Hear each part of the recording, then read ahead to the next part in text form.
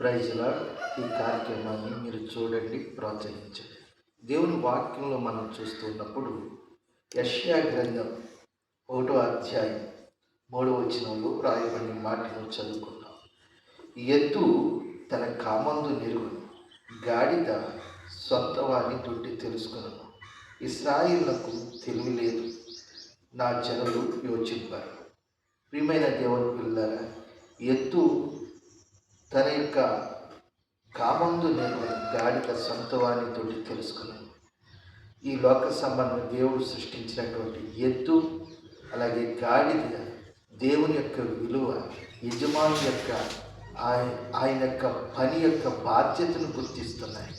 కానీ ఈ లోకంలో జీవిస్తున్న నీవు నేను దేవుని మాట వింటున్నామా? దేవుణ్ణి ఎరిగి జీవిస్తున్నామా?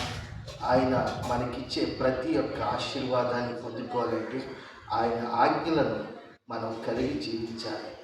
కనుక యేసు అందరినీ ఎరిగి ఉన్నాడు. కీర్తన గ్రంథంలో ఒక సందర్భంలో చెప్తున్న మాట ఏంటంటే, అతడు నన్ను ప్రేమించుతున్నాడు కనుక నేను అతన్ని ప్రేమిస్తున్నాను. అతన్ని నన్ను ఎరిగినవాడు కనుక నేను అతన్ని కాపాడుతున్నాను.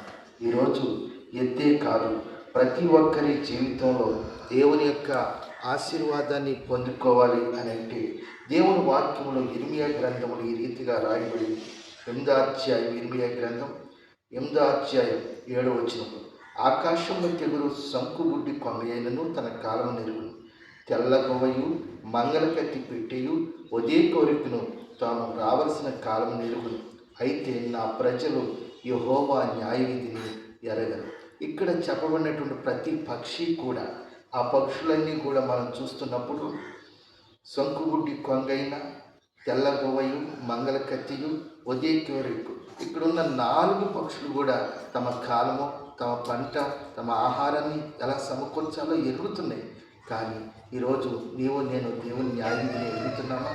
భయభక్తులు కలిగి జీవిస్తున్నామా? మన యొక్క పిచ్చి చేష్టలు మాని దేవుని చిత్తానికి లోబడి జీవిస్తే దేవుడు అందరినీ ఎరుగును.